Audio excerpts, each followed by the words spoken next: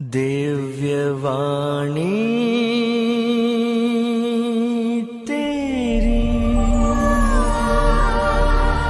अमृतवाणी प्रभु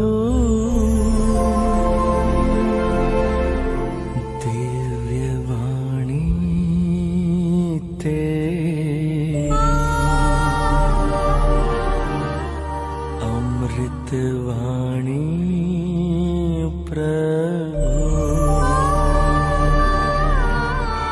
तो आज का सुसमाचार हम लोगों ने सुना। लूकास का सुसमाचार अध्याय 6 वाक्य संख्या 39 से 42 तक, और उसमें प्रभु यीशु दो महत्वपूर्ण बातें हमारे सामने रखते हैं। और सबसे पहले प्रभु यीशु कहते हैं, अंधा अंधे को राह नहीं दिखा सकता। और यदि अंधा अंधे को राह दिखाएगा तो क्या होगा? वह स्वयं गड्ढे में गिरेगा और दूसरों को भी गड्ढे में गिराएगा, स्वयं नाले में गिराएगा, दूसरों को भी नाले में गिराएगा, और स्वयं पत्थर से ठोकर खाएंगे और दूसरे भी पत्थर से ठोकर खाएंगे। या हो सकता है स्वयं गाड़ी के नीचे दबकर मरेगा और दूसरा भी गाड़ी के नीचे दबकर मरेगा। तो अंधा अंधे को राह नहीं दिखा सकता है। और आज कई सारे लोग अंधे हैं, विश्वास में अंधे हैं, और ईश्वर के ज्ञान में अंधे हैं, बाइबल के वचनों में अंधे हैं। तो यदि हम इन बातों में अंधे रहेंगे, हम दूसरों को कभी भी राह दिखा नहीं पाएंगे। हमें विश्वास में अंधे नहीं रहना है। हमें विश्वास का ज्ञान होना चाहिए, अपने क्रिस्तीय विश्वास का ज्ञान होना चाहिए, और साथ ही साथ हमें ईश्वर का ज्ञान होना चाहिए। तभी हम दूसरों को ईश्वर को दे सकेंगे, प्रभु यीशु को दे सकेंगे। हमें बाइबल के वचनों का ज्ञान होना चाहिए, तभी तो हम दूसरों को बाइबल के वचनों का ज्ञान दे सकेंगे। संत जेरोम ने कहा है, ignorance of scripture is ignorance of Jesus Christ. अर्थात बाइबल की अज्ञानता यीशु क्रिस्त की अज्ञानता है। तो यदि हम बाइबल नहीं जानेंगे तो हम यीशु को नहीं जानेंगे। तो इसलिए यीशु का ज्ञान दूसरों को देना है, तो हमें बाइबल को जानना है, बाइबल का ज्ञान भी दूसरों को देना है। यूहन्ना के सुसमाचार अध्याय 9 में हम देखते हैं, वाक्य संख्या 1 से 37 तक में, वहां पे एक जन्मांध के बारे में हम पढ़ते हैं। और वह जन्म से अंधा था, देख नहीं सकता था, और यीशु ने उसको दृष्टि दी। ना सिर्फ शारीरिक दृष्टि दी, यीशु ने मिट्टी में थूका, उस थूक को उस अंधे की आंखों में लगाया, और तब यीशु ने क्या कहा? सिलोआम के कुंड में जाकर के नहा लो। और वह अंधा ले जाया गया, सिलोआम के कुंड में उसने नहाया, तब उसको पूर्ण रूपेण ज्योति वापस मिली, वह अच्छी तरह देखने लगा। और बाद में यीशु से उसका मिलन हुआ। तब यीशु ने उस अंधे को पूछा, क्या तुम मानव पुत्र में विश्वास करते हो? तब उसने पूछा, वह कौन है जिसे मैं विश्वास करूं? तब यीशु क्या बोले? तुमने उसको देखा है, वह तुमसे बातें कर रहा है। तब उस अंधे ने ईसा का दंडवत किया और कहा, प्रभु मैं विश्वास करता हूं। अर्थात उस अंधे को न सिर्फ शारीरिक दृष्टि मिली, लेकिन साथ ही साथ उसको आध्यात्मिक दृष्टि मिली।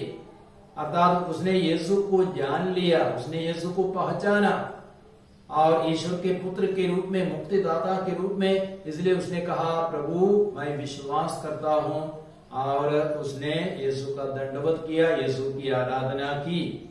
तो वह अंधा व्यक्ति ना सिर्फ शारीरिक दृष्टि से देखने लगा, वह आध्यात्मिक दृष्टि से भी देखने लगा।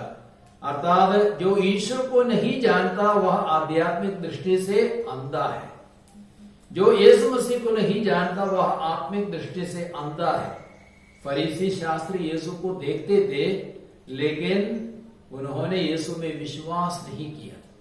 जबकि शिष्यों ने न सिर्फ यीशु में एक इंसान को देखा, यीशु में ईश्वर के पुत्र को देखा। और पेतरुस ने घोषित किया, आप मसीह है, जीवंत ईश्वर के पुत्र है। मत्ती के सुसमाचार अध्याय 16 वाक्य संख्या 16। लेकिन फरीसियों ने, शास्त्रियों ने भी यीशु को देखा, लेकिन उन्होंने उसमें ईश्वर के पुत्र को नहीं देखा, मुक्तिदाता को नहीं देखा, इसलिए वे अंधे ही रह गए। और आज के सुसमाचार में प्रभु यीशु कहते शिष्य को गुरु जैसा बनना है और पूरी शिक्षा प्राप्त करने के बाद ही शिष्य गुरु जैसा बनता है। लूकस के सुसमाचार अध्याय 6 वाक्य संख्या 40। तो हमें कैसे बनना है? यीशु जैसे बनना है, अपने गुरु जैसे बनना है। तो उसके लिए पूरी शिक्षा को ग्रहण करना है, यीशु के जीवन को अपने जीवन में उतारना है और यीशु की शिक्षा को अपने जीवन में उतारना है। तो पूरी शिक्षा ग्रहण करने के बाद ही हम अपने गुरु यीशु जैसे बनेंगे। मत्ती के सुसमाचार अध्याय 10-25 में यीशु क्या कहते हैं? शिष्य के लिए गुरु जैसा बनना, सेवक के लिए स्वामी जैसा बनना ही पर्याप्त है। और एक दूसरी महत्वपूर्ण शिक्षा आज के सुसमाचार में प्रभु यीशु हमें देते, वो क्या है? दूसरों को सुधारने के लिए सबसे पहले हमें अपने को सुधारना है। इसलिए यीशु पूछते हैं, यदि तुम्हारी आंखों में धरन है तो दूसरों की आंखों से तुम तिनका कैसे निकाल सकोगे? यदि हमारी आंखों में बड़ी बड़ी लकड़ी के टुकड़े हैं तो हम दूसरों की आंखों से तिनका नहीं निकाल सकते हैं।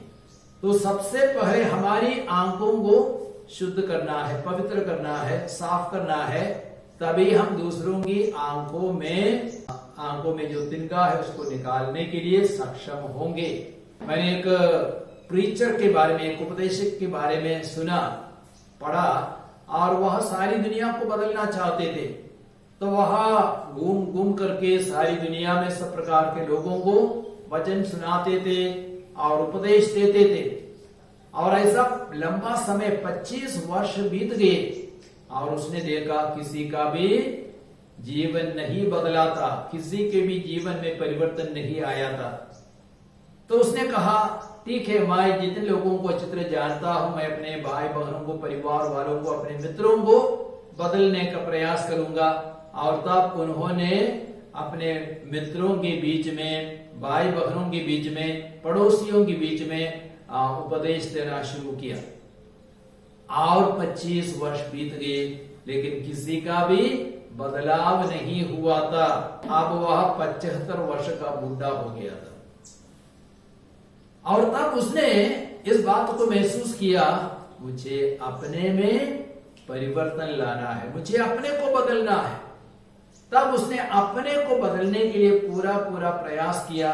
आहिस्ते आहिस्ते उसका जीवन बदल गया। तब उसने देखा कि उसके आसपास के लोगों का जीवन भी आहिस्ते आहिस्ते बदल रहा था। इसका मतलब हमें दूसरों को बदलना है तो सबसे पहले अपने को बदलना है। दूसरों को सुधारना है तो हमें अपने को सुधारना है। हम अक्सर फरीसी शास्त्रियों की तरह, ढोंगियों की तरह है, दूसरों को सुधारना चाहते हैं लेकिन अपने को हम बदलना नहीं चाहते हैं।